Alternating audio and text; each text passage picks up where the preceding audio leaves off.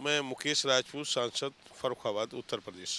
मेरी तरफ से आज की खबर न्यूज़ चैनल को बहुत सारी शुभकामनाएं, और मुझे आशा ही नहीं पूर्ण विश्वास है कि आज की खबर न्यूज़ चैनल के माध्यम से देश में, प्रदेश में, गांव-गांव तक जो भी किसी तरह से कोई समस्या है, जन समस्या है, विकास से जुड़ा हुआ कोई मुद्दा है, स्वास्थ्य या चिकित्सा से, शिक्षा से जुड़ा हुआ कोई भी मुद्दा है, उसे बेबाक तरीके से उसे उठाएंगे और उस जहाँ पर विकास नहीं हुआ उस विकास की उसको अवगत कराएंगे, जिससे वहाँ पर भी विकास हो सके।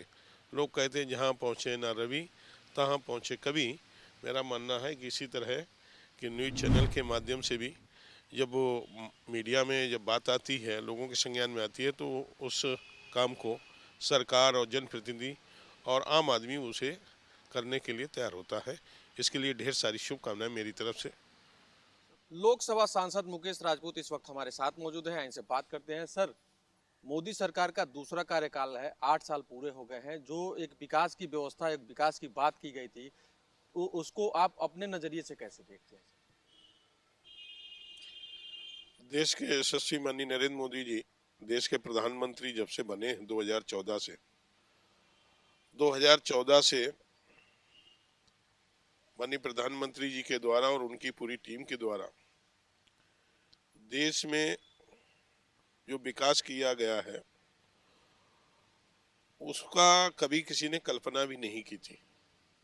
लोगों को लगता था माननीय नरेंद्र मोदी जी देश के प्रधानमंत्री बनेंगे, जो अन्य प्रधानमंत्रियों ने जैसा किया वैसे ही सरकार चलाएंगे।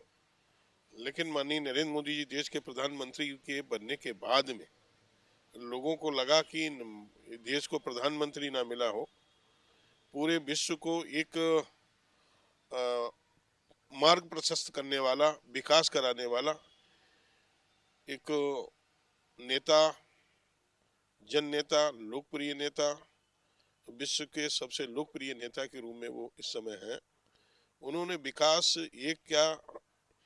एक के बाद एक इतना विकास कराया है जिसे हम नहीं, पूरे विश्व के कई देशों के राष्ट्रपति, कई देशों के मीडिया के लोग, अपने हिंदुस्तान में भी आम जनमानस में ये है कि लोगों को अपना मानना है कि मैं नरेंद्र मोदी जी को वोट दूंगा। जब भी कोई पार्टी का कोई चुनाव होता है, आप लोग देखते होंगे माननीय नरेंद्र मोदी जी को ही केंद्र बिंदु बनाकर ही चुनाव लड़ा जाता है, चुनाव होता है।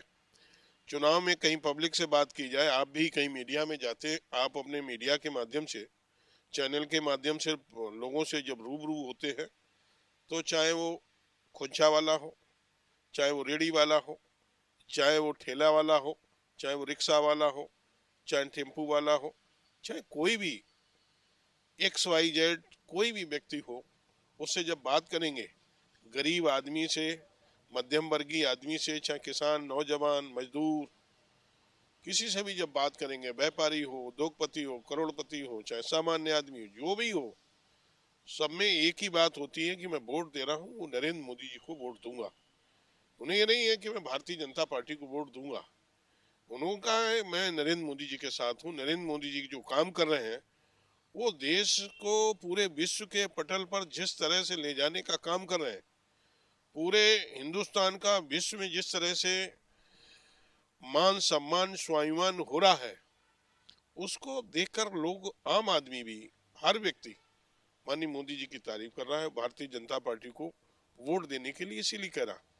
माननीय मोदी जी ने, अभी आपने देखा है कि जिस तरह से जब प्रधानमंत्री बने तो सबसे पहले उन्होंने जनधन योजना के माध्यम से, जनधन योजना के माध्यम से लोगों को शून्य बैलेंस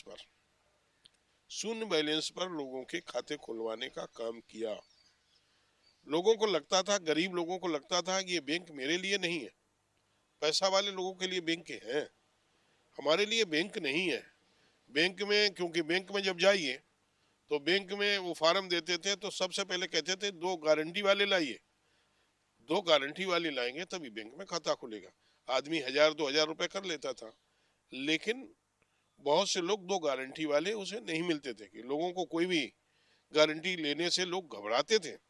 लोग कहते थे कि मैं इनकी गारंटी ले लूंगा, कल ये लोन लेंगे या पैसा ले लेंगे बैंक से या कहीं कुछ फोर्जरी करी तो वो पूरा हमें देना पड़ेगा, इसलिए किसी भी कोई गरीब आदमी का कहीं पर भी कोई गारंटी लेने वाले नहीं तैयार होते थे। तो इसलिए गरीब आदमी का खाता नहीं खुलता था। लोगों को जिन्हें आशा और उम्मीद नहीं थी उन लोगों के खाते खुल गए और शून्य बैलेंस पे बिना गारंटी के लोगों के खाते खुले। ये जनधन योजना के माध्यम से संभव हुआ। जनधन योजना के माध्यम से खाते ही नहीं खुले, उन खातों के माध्यम से देश के अंदर लगभग 3 लाख करोड़ रुपए भी जमा कराया। तो ये एक अपने में एक बड़ा अद्भुत है। दूसरा, आपने देखा होगा प्रधानमंत्री जीवन सुरक्षा दुर्घटना बीमा योजना, प्रधानमंत्री की कोई आदमी 12 रुपए का भी किस्त जमा करेगा, 1 साल में 12 रुपए भी किस्त के जमा कर देगा, तो और वो 1 रुपए 1 महीने में पड़ता। और कहीं एक्सीडेंटल केस होता है तो उसके परिवार को 2 लाख रुपए मिलेंगे। एक्सीडेंट, पहले गरीब आदमी का एक्सीडेंट हो जाता तो उसके एक्सीडेंट में कोई आदमी की कैजुअलिटी हो जाती है तो उसके परिवारीजन, उसके दाह संस्कार करने में पैसा खर्च होता है और फिर उसके बाद में उसके सामने उसके छोटे छोटे बच्चे हैं उस परिवार का, कि उसकी पत्नी क्या करेगी, उसके बच्चे क्या करेंगे। ऐसे में उसे 2 लाख रुपए जब मिल जाएंगे तो 2 लाख रुपए से घर पर अपनी परचून की दुकान भी कर लेगी, तो अपनी जीविका का, अपने बच्चों का और अपना स्वयं का भरण पोषण कर लेगी। दूसरा, इलाज के लिए कभी कभी मैंने देखा कि गरीब आदमी जो डेली कमाता था, डेली खाता था, उनके सामने एक समस्या रहती थी कि कहीं एक्सीडेंटल केस हो जाए या कहीं पर भी कोई बीमार हो जाता था तो बीमारी के समय पैसे के अभाव में, दवा के अभाव में लोगों के प्राण पखेरु उड़ जाते थे। लोगों के हाथों से अपने परिवारजन को, घर के मुखिया अपने बेटे को, अपनी पत्नी को, अपने माँ बाप को नहीं बचा पाते थे, उन्हें जिंदगी भर अफसोस होता था। ऐसे में लोगों को उनके इलाज के लिए, माँ बाप हों, चाहे उनके बच्चे हों, चाहे उनके पत्नी हो, चाहे वो स्वयं में हो, पैसे के अभाव में अब कोई आदमी, पैसे के अभाव में, दवा के अभाव में कोई आदमी बीमारी के कारण आज समय मृत्यु नहीं उसकी होगी और समय होगा तो उसे कोई बचा नहीं पाएगा। ऐसा माननीय प्रधानमंत्री आयुष्मान योजना के माध्यम से लोगों को देने का काम किया। जो स्वास्थ्य लाभ मिल रहा है उसे आम आदमी, आम जन बहुत ही इससे खुश है और वो सोचता है कि वाकई में इस योजना के माध्यम से वो कहीं पर भी अपना अंगूठा दिखाएगा, अपना गोल्डन कार्ड दिखाएगा और अच्छे से अच्छे अस्पताल में अपना इलाज करा सकेगा। यही नहीं, प्रधानमंत्री के प्रयास से लोगों के पास, जिनके पास छत नहीं थी, उन सबको प्रधानमंत्री आवास योजना के माध्यम से ग्रामीण में, शहरी क्षेत्र में भी लोगों को 2.5 से 3 लाख रुपए मिल रहे हैं और लोगों को अच्छे अच्छे मकान बन रहे हैं। आज आप लोग देख रहे होंगे, पहले गांव में लोगों के पास रहने के लिए मकान नहीं थे, शहरी मकान नहीं थे। आज शहर के लिए तो इतना पैसा है कि लोगों के पास में एक मंजिल के ऊपर दूसरी मंजिल पर भी, यदि कोई भाई उसका, यदि किसी के 2 बेटे हैं, 3 बेटे हैं, तो एक बेटा नीचे बना रहा, दूसरा बेटा ऊपर बना रहा, तीसरे बेटे ने उसके ऊपर भी बनाया। ऐसे 3-3 मंजिल भी, 3-3 भाई हैं, 3-3 परिवार हैं, उनके ऐसे भी मकान बन रहे हैं। इससे शहर का भी विकास हो रहा है और लोग जो ठंड की, सर्दी में बीमार पड़ जाते थे ठंड खाने की वजह से, और गर्मी में, गर्मी लू लगने से, गर्मी लगने से वो बीमार पड़ जाते थे, बरसात में भी भीगने से वो बीमार पड़ जाते थे। ऐसे में कोई आदमी अपने आराम से पक्के मकान में रहता है, अपने मिले हुए फ्लैट में रहता है। तो ऐसे में किसान को और नौजवान को और गरीब को कहीं पर भी किसी तरीके से मुझे लगता है कोई दिक्कत नहीं है। लोगों के गांव में जिनके पास शौचालय नहीं थे, कहने के लिए तो देश आज़ाद हुए लगभग 70 वर्ष हो रहे थे, 70 वर्ष में लोगों के पास शौचालय अवेलेबल नहीं थे। माननीय प्रधानमंत्री जी के द्वारा उन गरीबों को शौचालय देने का भी काम किया है। जिन बहनों, जिन माताओं को, जिन बेटियों को शाम का इंतजार करना पड़ता था, शाम हो जाएगी तो वो लघु शंका के लिए जाएंगी, तो इसलिए अब उनके घर में शौचालय है, रात का इंतजार नहीं करना पड़ता है। गरीबों को वो शौचालय भी उपलब्ध कराए। गरीबों को यही नहीं कि बरसात के समय में मैंने देखा कि भीगा हुआ लकड़ी हो या भीगी हुई उपले हो, उनसे खाना बनाते थे। एक ही कमरा होता था गरीब आदमी के घर में, या छप्पर होता था, पन्नी होती थी, उसी में बुजुर्ग माँ बाप रहते थे, उसी में बच्चे रहते थे, उसी में वृद्ध या बेटी या बेटा वो खाना बनाते थे। और गीले ईंधन से वो जब आंख में धुआं जाता था, तो खाना बनाने वाली हमारी बहन हो, हमारी बेटी हो, हमारी माँ हो, उसके भी जब धुआं जाता था तो लंग्स खराब होते थे, आंखों में मोतियाबिंद हो जाता था। और उसके साथ साथ में खाना बनाने वालों को तो कष्ट होता ही होता था, और घर के अंदर बुजुर्ग माँ बाप बैठे होते थे, बच्चे खेल रहे होते थे, उनके भी साथ में लंग्स में और धुआं जाता था, फेफड़ों में धुआं जाता था। बुजुर्ग माँ बाप खांसते खांसते परेशान हो जाते थे। ऐसे सबको निजात दिलाने के लिए माननीय प्रधानमंत्री जी ने उज्ज्वला योजना के माध्यम से लोगों को निःशुल्क, जिनके पास गैस कनेक्शन नहीं, गैस चूल्हा नहीं है, उन लोगों को निःशुल्क गैस कनेक्शन, गैस चूल्हा, गैस सिलेंडर निःशुल्क देने का जो उज्ज्वला योजना के माध्यम से देश के अंदर करीब 11.5 करोड़ लोगों को देने का जो काम किया है, ये भी एक अपने में बहुत अद्भुत है। और लोग हमेशा हमेशा इसके लिए माननीय प्रधानमंत्री जी को ध्यान रखेंगे। सर, बात की जाए राहुल गांधी की, तो राहुल गांधी ने भारत जोड़ो यात्रा की शुरुआत की है। माना जा रहा है कि लोगों का जन समर्थन उनको मिल रहा है, लेकिन 2024 में जिस तरह से लोकसभा चुनाव होने वाले हैं, क्या लग रहा है कि कांग्रेस कोई चिंता की लकीर खड़ा करेगी या चिंता का विषय है बीजेपी के लिए? राहुल गांधी जी को भारत जोड़ो नहीं, कांग्रेस जोड़ो यात्रा निकालनी चाहिए। कांग्रेस में कुछ बचा नहीं, कांग्रेस मुद्दाहीन पार्टी है, उनके पास में अपना कोई मुद्दा नहीं है, तो उन्होंने भारत जोड़ो यात्रा, भारत तो माननीय नरेंद्र मोदी जी के नेतृत्व में आप देख रहे होंगे, जम्मू कश्मीर से लेकर कन्याकुमारी तक, कन्याकुमारी से आसाम से लेकर मिजोरम, नागालैंड, त्रिपुरा, हर जगह हिंदुस्तान एक हुआ है, भारत पूरा जुड़ा हुआ है। और भारत में भारत के जो भी लोग हैं, किसी भी धर्म के हो, किसी मजहब के हो, वो नरेंद्र मोदी जी के साथ में है। तो ऐसे में भारत जोड़ो यात्रा नहीं, कांग्रेस जरूर टूट फूट रही है। इसके लिए उन्हें अपनी कांग्रेस को दुरुस्त करने के लिए उन्हें कांग्रेस जोड़ो यात्रा निकालते, तो वाकई में कांग्रेस में जो टूट फूट है, जो कांग्रेस के कार्यकर्ता शिथिल पड़े हुए हैं, हताशा निराशा उनके आगे है, अंधकार उनके आगे है, तो शायद उन्हें कुछ नई किरण दिखाई पड़ती। मेरी तो राहुल गांधी जी से निवेदन है, आग्रह है कि वो भारत जोड़ो यात्रा के बाद में, उसके कुछ समय बाद, कि वो कांग्रेस जोड़ो यात्रा जरूर निकालें, जिससे कहीं ना कहीं कांग्रेस को लगे कि कांग्रेस के कार्यकर्ताओं को लगे कि हमारी लीडर हमारे लिए कुछ कर रहे हैं।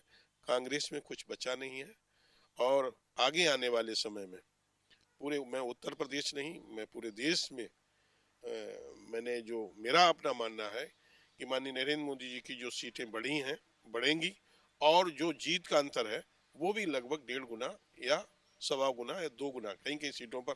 जैसे मैं अपना बता दूं, फर्रुखाबाद में ही पहली बार मैं 1.5 लाख से जीता, दूसरी बार 2.5 लाख से जीता, इस बार मैं बताता हूँ 5 लाख से लगभग मैं चुनाव जीतूंगा। ऐसे जीत का अंतर भी लोकसभा में बढ़ेगा, और सीटें भी 300 पार गई थी, अब की बात 350 भी पार, 350 भी हो सकती है।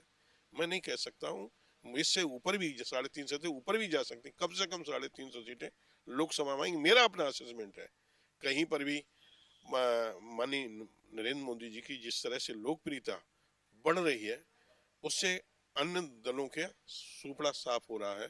कांग्रेस और कांग्रेस के सहयोगी दल कहीं पर भी सरवाइव करने वाले नहीं है।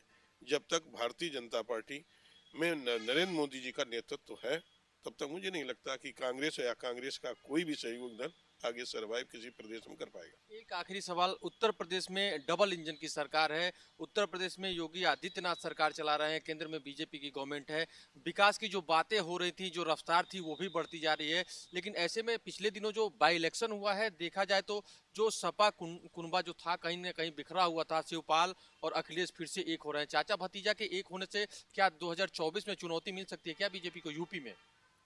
कहीं नहीं, चाचा भतीजे अभी एक हुए हैं, अब बुआ भी एक हो जाए, कहीं पर भी बीजेपी को कोई चुनौती मिलने वाली नहीं। चाचा का अपना जो चाचा और भतीजे का जो गढ़ है वो उनका अपना गढ़ रहेगा, और जहाँ पर भी वो भी गढ़ उनका लगभग, कई गढ़ उनके ध्वस्त हो गए, जैसे रामपुर वाला आपने देखा गढ़ ध्वस्त हो गया, आपने देखा आजमगढ़, हाँ, वो भी लोकसभा उनके हाथ से चली गई। ऐसे करके कहीं कहीं सपा के जो गढ़ बचे थे वो भी ध्वस्त हो गए। लेकिन मुझे लगता है कि 2024 के चुनाव में और भी गढ़ उनके जो बचे हैं वो भी गढ़ ध्वस्त होंगे। चाचा भतीजा नहीं, बुआ भी एक हो जाए, लेकिन कोई उनके लिए माननीय नरेंद्र मोदी जी का जो व्यक्तित्व है, जो जिस तरह से वो काम कर रहे हैं, उसके आगे सब बौने और फीके साबित हो रहे हैं। और उत्तर प्रदेश में माननीय योगी जी महाराज भी जिस तरह से वहाँ पर जो अपराधी हैं, माफिया हैं, भू माफिया हैं, चाहे बलात्कारी हों, चाहे कोई भी किसी तरह से कोई अपराधी है, उस अपराधी का जिस तरह से वो उनका 24 घंटे पर ही कोई किसी का मर्डर करता है, कोई सुपारी लेके किसी का मर्डर कर देता है, लेकिन 24 घंटे में ही वो अपराधी पकड़े जाते हैं और वो जमी दोज कर दिए जाते हैं। इससे आम आदमी में बड़ा खुशी है। उन्हें लगता है किसी कोई अपराधी, गुंडे, माफिया जितने थे वो सभी के सभी लगभग जमी दोज हो गए, और नहीं है वो शेष समय में हो जाएंगे। उत्तर प्रदेश में क्राइम नाम की कोई अभी ऐसी चीज नहीं है, और कोई क्राइम करेगा तो वो 24 घंटे में ही अंदर होगा, और उसे जमी दोज करने का लिए माननीय योगी जी की सरकार काम करेगी, ऐसा लोगों को विश्वास है। और इसी के तहत योगी जी भी 2024 में और अच्छा रिजल्ट देंगे। Thank you.